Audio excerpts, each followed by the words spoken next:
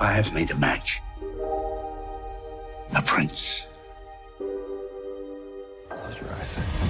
I've got you.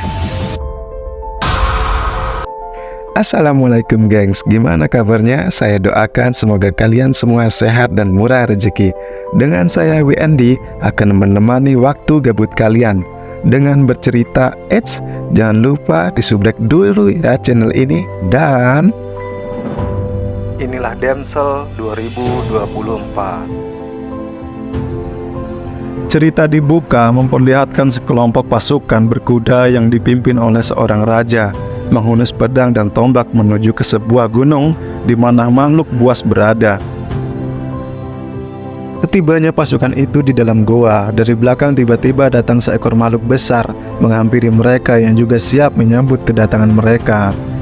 Dan sangat mengejutkan, makhluk itu menyemburkan api besar seketika menghanguskan pasukan yang berada di barisan depan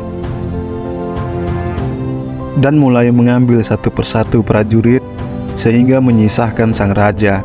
Merasa bahwa dia tidak akan mampu melawan makhluk itu seorang diri, sang raja melepaskan pedangnya dan bertekuk lutut di hadapan sang naga. Lalu scene berpindah ke masa berabad-abad kemudian di sebuah desa di mana rakyatnya miskin dan dilanda kelaparan. Pagi itu dua gadis keturunan bangsawan yang bernama Elodie dan adiknya Floria sedang mengumpulkan kayu bakar. Dan di kejauhan mereka melihat sebuah kereta kuda menuju ke kerajaan. Karena Elodie dan Floria penasaran, mereka pun bergegas kembali pulang. Di perjalanan mereka melihat beberapa orang pergi meninggalkan desa mereka untuk mencari kehidupan yang lebih layak di tempat lain. Saat mereka tiba di rumah, mereka telah mendapati seorang wanita parubaya berbaju merah bersama sang ayah dan ibu tirinya, yaitu Lord dan Lady Beaufort. Entah apa maksud kedatangan wanita itu, tetapi dia mengatakan bahwa Elodie adalah gadis yang sedang mereka cari. Tanpa berkata banyak, wanita itu hanya meninggalkan sebuah secarik surat, lalu ia pergi meninggalkan mereka. Saat dibuka, ternyata surat itu adalah dari Ratu Aurea. Surat itu berisi lamaran yang ditunjukkan kepada Elodie. Sang ratu ingin Elodie untuk menjadi istri dari anaknya. Tentu Lord sang ayah tampak kegirangan mengetahui anaknya akan menikah dengan seorang pangeran dari kerajaan Aurea. Lalu sang ayah menyuruh Elodie agar setuju akan keputusan ini dan pergi ke istana untuk menikah dengan sang pangeran demi membantu rakyat mereka yang sedang dilanda kelaparan. Mendengar itu, Elodie tidak punya alasan untuk menolak. Bersama keluarga dan para pengawal, mereka pun berlayar menuju istana. Sekian lama berlayar, mereka disambut oleh dua patung naga besar. Saat kapal mereka mulai mendekati garis pantai Aurea dan berlabuh di sana, mereka dijemput oleh kereta kuda dan dibawa ke istana kerajaan Aurea. Mereka disambut hangat oleh pelayan yang mengantarkan mereka menuju kamar. Hari ini mereka hanya diminta untuk beristirahat. Sebelum pergi, pelayan itu berpesan pada Elodie akan diantar kepada Pangeran Henry, calon suaminya, esok pagi. Elodie cukup menikmati takdirnya. Kamar itu bagus, juga banyak makanan yang sudah disediakan untuknya. Dari balkon kamarnya, Elodie melihat wanita cantik di gedung seberang, yaitu Eloise, yang sepintas memiliki paras mirip dengannya. Mereka saling tersenyum, sebelum akhirnya wanita itu dipanggil oleh pelayannya. Di malam harinya, Elodie teralihkan oleh cahaya api yang menyala berada di sebuah goa, hingga Floria memanggil dan mereka pun akhirnya beristirahat. Esok paginya, Elodie dan keluarga diantar menemui Ratu dan Pangeran Henry untuk saling berkenalan. Dan selanjutnya, Ratu membawa Beaufort, ayah Elodie, untuk berbicara empat mata. Sedangkan Elodie dan Pangeran Henry diberi kesempatan untuk saling mengenal lebih jauh. Meski baru saling mengenal, keduanya terlihat cepat akrab. Mereka berjalan di taman, kemudian melanjutkan kebersamaan dengan berkuda. Mereka berbincang-bincang hal-hal yang indah dan keinginan-keinginan yang besar dalam hidup mereka. Sementara itu, setelah berbicara empat mata dengan Ratu, sang ayah terlihat diam. Dia menjadi emosional. Kemudian sang istrinya bertanya perihal mahar. Dia hanya mengatakan bahwa mereka akan mendapatkan jauh lebih banyak daripada apa yang mereka bayangkan. Setelahnya, Lady Beaufort pergi menemui Ratu, namun dia tidak mendapatkan sambutan hangat. Sang ratu mengingatkan agar dia tidak lupa dengan posisinya. Pernikahan ini hanyalah sebatas transaksi. Mereka membutuhkan uang, sedangkan istana membutuhkan pengantin, tapi tidak ingin menambah anggota keluarganya. Sebelum pergi, ratu mendoakan kebahagiaan untuk pengantin. Namun ratu salah menyebut nama Elodie dengan menyebutnya sebagai Eloise. Kesalahan itu dikoreksi oleh Lady Beaufort, kemudian diralat oleh sang ratu.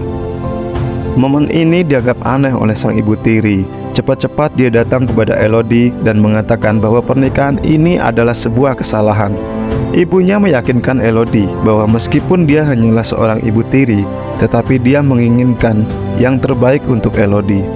Namun tidak lama kemudian sang ayah datang sehingga perbincangan itu pun terputus. Keesokan harinya, Elodie mulai didandani oleh para pelayan untuk melangsungkan acara pernikahan Elodie dan Pangeran Henry. Elodie yang cantik diantarkan oleh sang ayah kepada Henry, lalu keduanya berjalan menghadap pendeta. Setelah dinyatakan resmi sebagai suami istri, Henry membawa Elodie mengendarai kereta kuda ke goa pegunungan untuk memberikan penghormatan kepada para leluhur. Di sana telah menunggu beberapa orang dengan berpakaian khusus. Seorang wanita memberikan koin kepada Elodie. Kemudian dia bercerita sedikit sejarah bagaimana kerajaan ini dibangun. Adegan berpindah di mana sang raja bertekuk lutut tanpa perlawanan.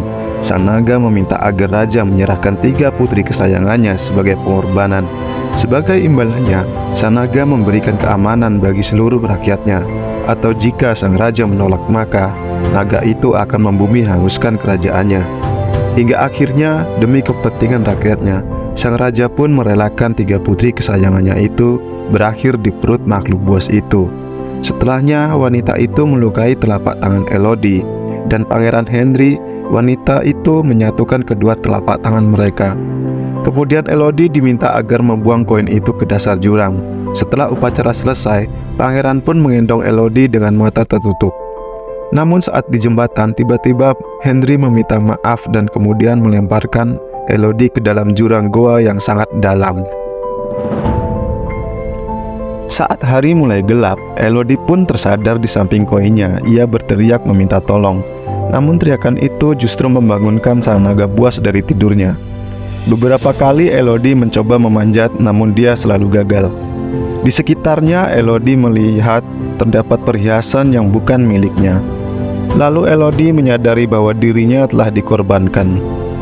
Dalam kebingungannya, Elodie melihat seekor kelelawar yang terbakar, dan Elodie mencoba untuk menyelamatkan kelelawar itu, meski tidak berhasil.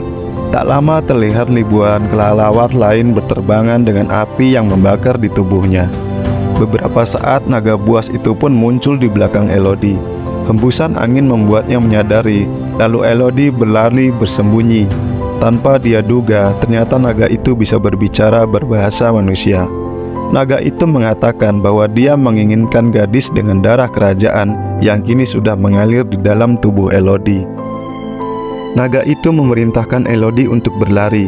Kemudian naga itu menyemburkan api yang mengejar Elodie hingga ke dalam terowongan. Dalam terowongan itu, Elodie melihat jasad gadis yang sebelumnya ia lihat di balkon, yaitu Eloise, ternyata sudah terlebih dahulu dikorbankan. Dalam panas semburan api yang terus-menerus, Elodie menemukan celah kecil untuk menghindar, meski kakinya harus terkena percikan api. Lalu beberapa kali makhluk itu memanggil Elodie, tetapi Elodie hanya diam, sehingga makhluk itu mengira bahwa Elodie sudah mati terbakar dan dia pun pergi. Sebentar Elodie merawat lukanya, kemudian dia menyalakan lentera dan mulai berjalan mencari jalan keluar dari tempat itu melalui celah-celah sempit bebatuan. Namun Elodie terperosok jatuh di sisi lain goa, dan naasnya lampu lentera yang dibawa Elodie itu padam. Dalam kegelapan itu, Elodie meneruskan langkahnya sampai dia menemukan seberkas sinar dari ulat yang menempel di bebatuan. Elodie mendekatinya hingga ia tiba di tepi jurang mulut goa. Elodie menjatuhkan cincinnya untuk mengetahui kedalaman jurang. Kemudian Elodie memberanikan diri melompat menyeberangi jurang itu. Elodie sempat terperosok, tetapi untungnya dia berhasil bertahan. Kemudian perlahan dia naik ke sisi lain goa itu. Sementara Elodie beristirahat, kemudian dia mengambil cahaya yang bersumber dari ulat itu kembali berjalan. Tetapi belumlah jauh ternyata naga buas itu berhasil menemukan keberadaannya. Elodie menghindar, dia masuk ke dalam celah bebatuan yang di dalamnya terdapat sebuah ruangan besar. Di sana Elodie terlihat tulisan peringatan agar tetap berada di sini, karena makhluk itu tidak bisa menjangkau tempat ini. Di sana juga terdapat banyak coretan nama-nama gadis yang dikorbankan sejak berabad-abad lamanya. Pertanyaannya, adakah salah satu dari mereka yang berhasil keluar dari tempat ini? Dalam keputusasaannya, Elodie membaringkan dirinya.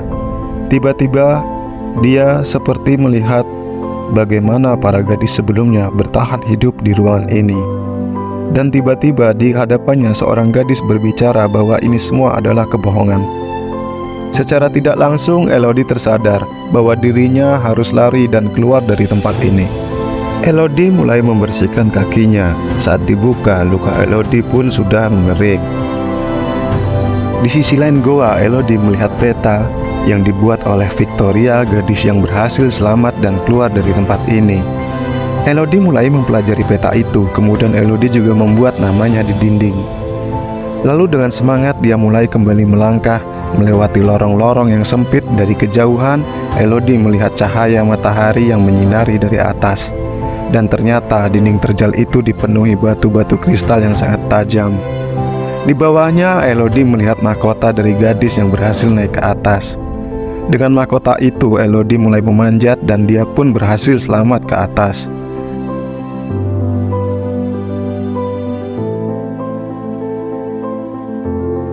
Lalu Elodie menuju jalan keluar hanya untuk mengetahui, dan ternyata Elodie berada di tebing terjal jauh dari seberang istana. Elodie meratapi nasibnya.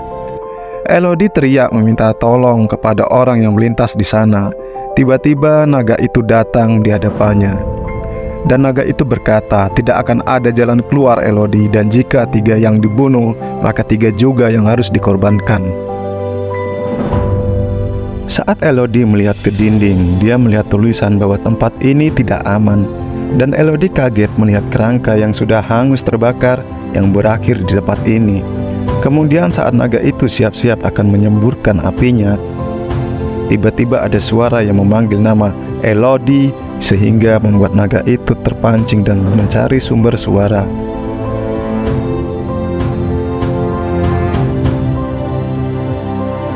Dan ternyata itu Bevoot, ayah Elodie, yang diantarkan oleh 2 pengawal dan 1 penunjuk jalan itu menjemput Elodie. Sementara itu Elodie berjalan ke tempat lain dan menemukan banyak perhiasan di batu bersebelahan dengan bekas cangkang telur naga itu. Ternyata di masa lalu 3 telur itu menetas di saat raja tiba di tempat itu. Lalu sang raja memerintahkan anak buahnya untuk menghabisi 3 anak naga itu yang merupakan keturunan terakhir dari sang naga. Sehingga babonya datang dengan kemarahan menghabisi seluruh prajurit hingga menyisahkan sang raja sendirian. Naga itu membiarkan sang raja hidup dengan syarat raja harus memberikan tumbal putri kesayangannya untuk dikorbankan agar si raja juga merasakan sakit seperti yang dirasakan naga. Kembali ke Elodie yang mendengar teriakan sang ayah yang terus memanggilnya, dan Elodie pun berjalan untuk menemuinya. Tiba-tiba dari belakang sang naga mengambil 1 persatu pengawal hingga menyisakan Bevoot seorang diri, sementara sang penunjuk jalan kabur meninggalkan Bevoot. Bevoot berkata kepada sang naga, dia datang hanya untuk menjemput putrinya. Sambil berusaha menyerang sang naga, namun dengan mudahnya Bevoot dikalahkan oleh sang naga buas itu. Sementara Elodie hanya bisa melihat tanpa melakukan apa-apa. Naga itu meminta Bevoot untuk memanggil Elodie. Kesempatan itu digunakan Bevoot untuk meminta maaf kepada Elodie dan menyuruh Elodie jangan keluar. Namun hal itu membuat naga marah dan mencengkram dada Bevoot. Elodie yang tidak tahan melihat ayahnya akhirnya berteriak sehingga naga itu mendengarnya. Saat naga itu menghampiri Elodie, di tempat lain si penunjuk jalan membuat kegaduhan suara sehingga naga itu terpancing dan mencarinya terlebih dahulu. Kesempatan itu digunakan Elodie untuk mendekati ayahnya. yang sedang sekarat di nafas terakhirnya, sang ayah berpesan bahwa adik dan ibunya sedang menunggu di kapal, dan ayahnya pun menghembuskan nafas terakhirnya. Elodie yang masih punya kesempatan, dia pun lari dan memanjat ke atas. Naga yang mengetahui Elodie akan kabur, mencoba menghentikannya dan Elodie pun berhasil keluar dari sana. Lalu Elodie mengambil kuda dan memacunya dengan cepat, diikuti oleh sang naga yang mengejar Elodie dari belakang. Lalu Elodie melompat dan bersembunyi di balik bebatuan, membiarkan kudanya berlari sendirian. Sang naga merasa bahwa dirinya telah ditipu, ia pun marah, membakar kuda dan yang ada berada di sekitar naga itu.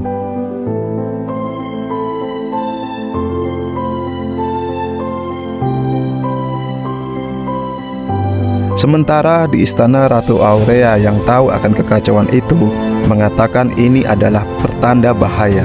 Dan karena itu sang ratu pergi ke kapal meminta pertanggungjawaban ke ibu Elodie dan mengatakan Floria harus menjadi pengganti Elodie.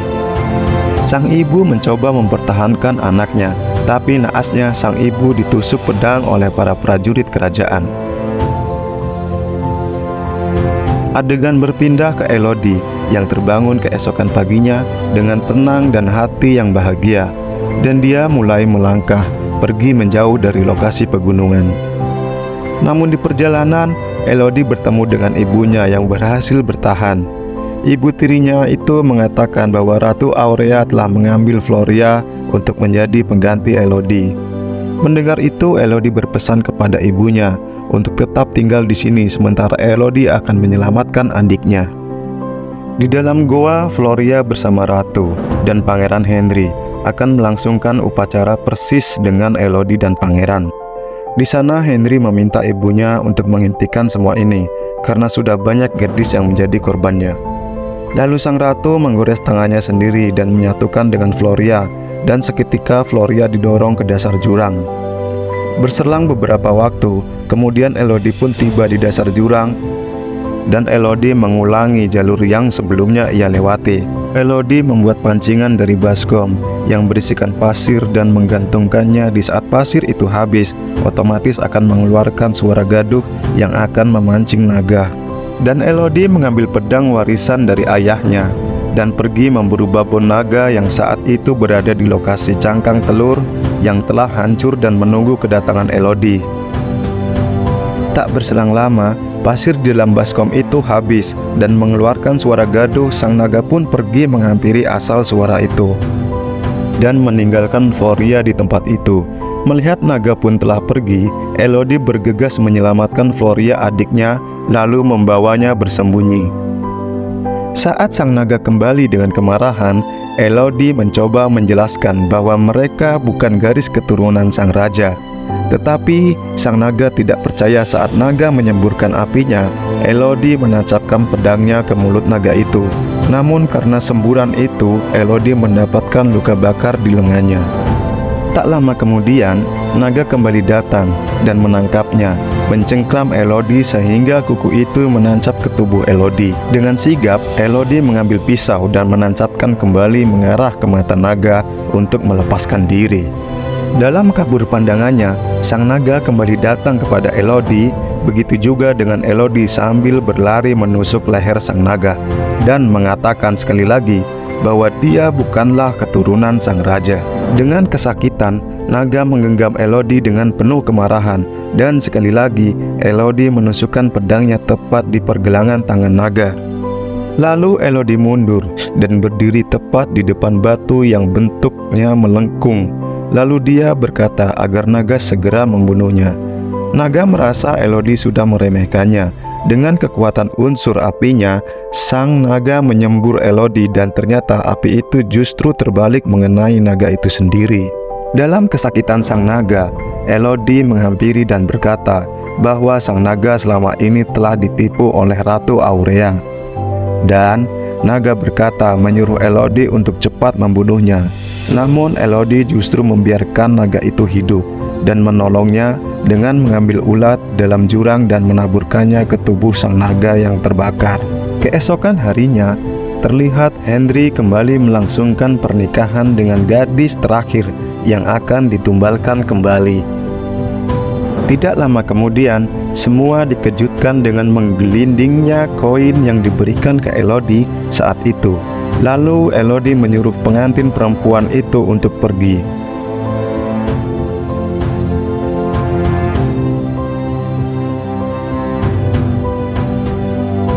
Tidak lama kemudian, sang naga buas yang telah sembuh dari lukanya datang. Sontak semua orang dalam kerajaan itu pun terkejut. Dengan sedikit penjelasan, lalu Elodie pun pergi meninggalkan kerajaan yang sudah terbakar oleh sang naga buas itu. Elodie berjalan dengan ditemani sang naga terbang tepat di atasnya. Bersama saya WND Film, sampai jumpa di cerita film selanjutnya. Dadah.